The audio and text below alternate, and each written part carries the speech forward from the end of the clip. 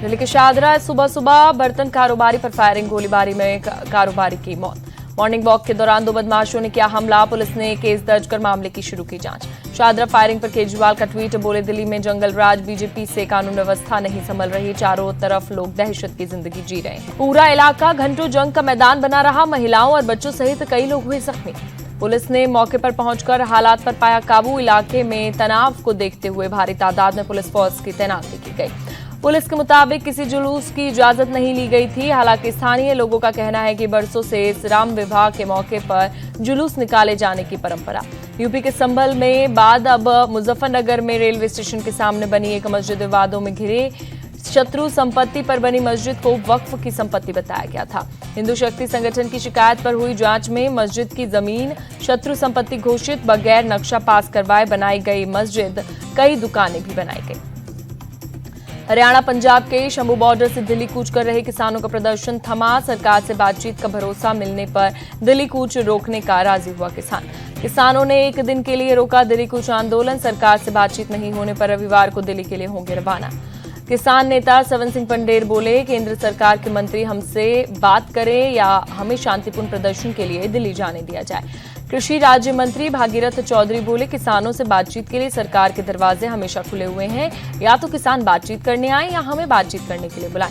संसद से देश के किसानों को कृषि मंत्री शिवराज सिंह चौहान ने भरोसा दिया, कहा सभी फसलों की खरीदारी एमएसपी पर होगी, है सरकार की गारंटी।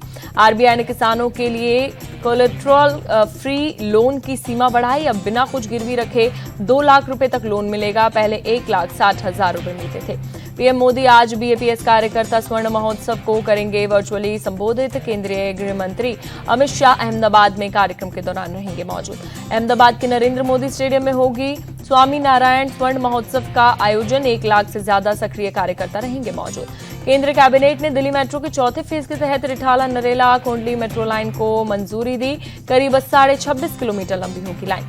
अश्विनी वैष्णव के मुताबिक नई शिक्षा नीति के तहत कैबिनेट ने 85 सेंट्रल स्कूल और 28 नवोदय स्कूल खोले जाने को भी मंजूरी दी।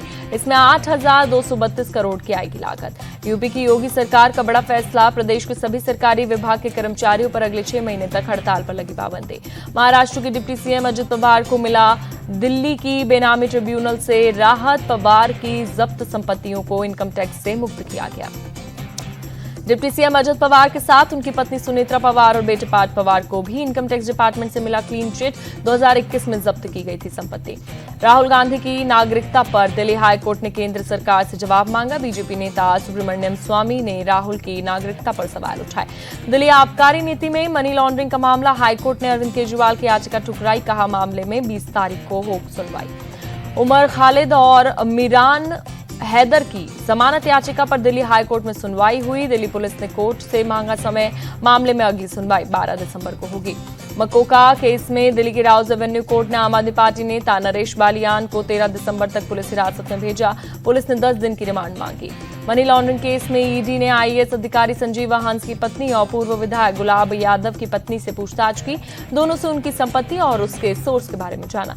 बंगाल के बुरियापुर में 10 वर्षीय नाबालिग से रेप और हत्या का मामला, सिर्फ 21 दिन में ट्रायल पूरा कर पॉक्सो कोर्ट ने 19 वर्षीय आरोपी मोस्ताकिन सरदार को मौत की सजा सुनाई।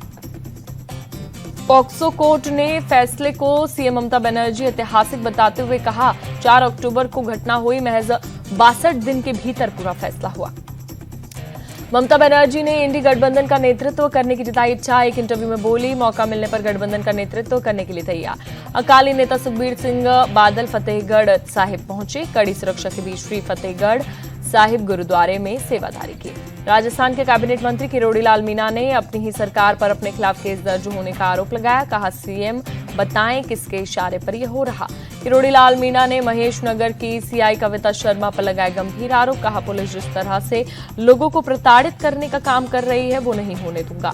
कोलकाता में शुभेंदु अधिकारी ने हिंदू संतों के साथ बांग्लादेश मुद्दे के खिलाफ निकाली रैली, हिंदुओं पर अत्याचार बंद करने की मांग। शुभेंदु अधिकारी ने कहा, विश्व समुदाय बांग्लादेश के अल्पसंख्यक समुदायों की रक्षा के लिए हस्तक्षेप करके ये हमारी मांग है। बांग्लादेश में जारी हिंसा पर भारत सरकार का बयान, वहां की सरकार अपने अल्पसंख्यक समुदाय के हितों की रक्षा करे।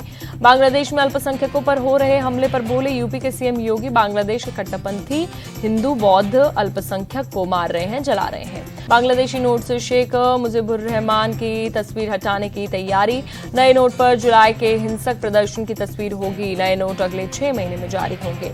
रोहतक के खिलोई गांव में बारात में आए 2 लोगों पर फायरिंग, 1 शख्स की मौत, 1 घायल। स्कॉर्पियो में आए बदमाशों ने 7 से 8 राउंड फायरिंग की। हत्या के पीछे हिमांशु भाऊ गैंग का हाथ होने की खबर।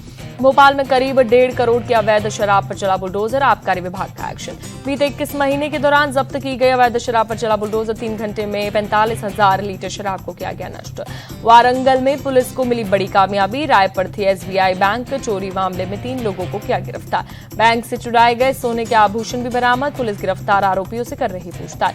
हैदराबाद के मलकपेट मेट्रो स्टेशन की पार्किंग में लगी आग, कई वाहन जलकर खाक। आग लगने के बाद पूरे इलाके में मचा हड़कंप, हादसे की वजहों की जानकारी नहीं। श्रीनगर के खानियार इलाके में हादसा, आग लगने से एक मस्जिद और 3 घरों में हुआ नुकसान। आग लगने के बाद पूरे इलाके में मचा हड़कंप, आसमान में उठा धुएं का गुबार। दमकल की गाड़ियों ने कड़ी मशक्कत के बाद पाया काबू, फिलहाल आग लगने की वजहों की जानकारी नहीं। यूपी के कन्नौज में डबल डेकर बस की टैंकर से टक्कर हुई, 6 यात्रियों की मौत हुई, 14 यात्री घायल हुए। कन्नौज हादसे में मारे गए लोगों के परिजन को पीएम राहत कोष से 2-2 लाख रुपए की आर्थिक मदद की जाएगी। घायलों को 50-50 हजार रुपए दिए जाएंगे। तुषार गोयल ड्रग केस में दिल्ली पुलिस के स्पेशल सेल की कार्रवाई, 2 और आरोपियों को पकड़ा। मामले में अब तक 14 लोग पकड़े गए। दिल्ली के मुंडका मर्डर केस में पुलिस का एक्शन, टिल्लू ताजपुरिया और देवेंद्र बम्बिहा गिरोह के 2 शूटर को पकड़ा। गुजरात के सूरत में 1200 लोगों को फर्जी मेडिकल डिग्री देने वाले रैकेट का भांडाफोड़ हुआ। मास्टरमाइंड समेत 13 फर्जी डॉक्टर पकड़े गए। ग्वालियर में एक डॉक्टर को डिजिटल अरेस्ट करने का मामला आया सामने, 29 घंटे 17 मिनट तक अरेस्ट करके रखा, 21 लाख रुपए ठग लिए गए। अल्लू अर्जुन ने पुष्पा 2 के प्रीमियर में महिला की मौत पर वीडियो जारी कर जताया दुख, पीड़ित परिवार के लिए 25 लाख की सहायता राशि का ऐलान किया गया। सीएम योगी ने वाराणसी में चल रहे विकास कार्य का किया निरीक्षण, काशी विश्वनाथ मंदिर में 11 एलईडी स्क्रीन का किया अनावरण। अयोध्या में धूमधाम से निकाली गई राम बारात, झूमते गाते नजर आए श्रद्धालु। हैदराबाद में सचिवालय, विधानसभा और राजभवन समेत कई सरकारी इमारतों को रोशनी से सजाया गया। प्रजा पालन विजयोत्सव की दिखी रौनक। मुख्यमंत्री रेवंत रेड्डी ने लोगों से की अपील, कांग्रेस सरकार की पहली वर्षगांठ मनाने के लिए 1 से 9 दिसंबर तक पूरे राज्य में मनाए उत्सव। धर्मशाला के कांगड़ा आर्ट म्यूजियम में अंतर्राष्ट्रीय चित्रकला प्रदर्शनी का आयोजन, लोगों ने बढ़ चढ़कर लिया हिस्सा। प्रदर्शनी के दौरान पेंटिंग बनाते नजर आए लोग, दीवारें भी खूबसूरत पेंटिंग से सजाई गई। दिल्ली के लोधी रोड इलाके में कम हुआ प्रदूषण, वायु गुणवत्ता मध्यम श्रेणी में पहुंची, 127 दर्ज किया गया AQI। दिल्ली के इंडिया गेट इलाके में अभी भी प्रदूषण का स्तर खराब श्रेणी में, पूरे इलाके में स्मॉग की मोटी परत देखी गई।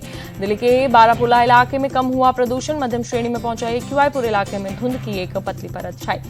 यूपी के आगरा में बढ़ी ठंड, आसमान में छाया कोहरा, विजिबिलिटी कम। मुंबई के कई इलाकों में सुबह सुबह आसमान में छाई हल्की धुंध, विजिबिलिटी कम। जम्मू कश्मीर के श्रीनगर में शीतलहर, 0 से नीचे पहुंचा तापमान, आसमान में घना कोहरा छाया। मणिपुर के इम्फाल में कड़ाके की ठंड, पूरे इलाके में छाया घना कोहरा, विजिबिलिटी कम। भारतीय विदेशी मुद्रा भंडार में 8 हफ्ते बाद थमा गिरावट का सिलसिला, 1 अरब 51 करोड़ डॉलर की बढ़ोतरी हुई दर्ज। भारतीय विदेशी मुद्रा भंडार 658 अरब 9 करोड़ डॉलर तक पहुंचा। आरबीआई ने 29 नवंबर को खत्म हुए हफ्ते की रिपोर्ट जारी की। भारत और बांग्लादेश के बीच होगा अंडर-19 एशिया कप का फाइनल, 8 दिसंबर को दुबई में खेला जाएगा फाइनल मुकाबला। भारत ने श्रीलंका को 7 विकेट से हराकर एशिया कप के फाइनल में बनाई जगह। सेमीफाइनल में श्रीलंका ने 173 रनों का दिया था लक्ष्य, भारत ने 3 विकेट खोकर जीत लिया मैच। शारजाह में दिखा भारतीय गेंदबाजों का जलवा, चेतन शर्मा 3 विकेट झटके, पीयूष चौमाले और आयुष मेहत्रा ने किए 2-2 विकेट। युद्धजीत गुहा और हार्दिक राज को 1-1 विकेट मिला।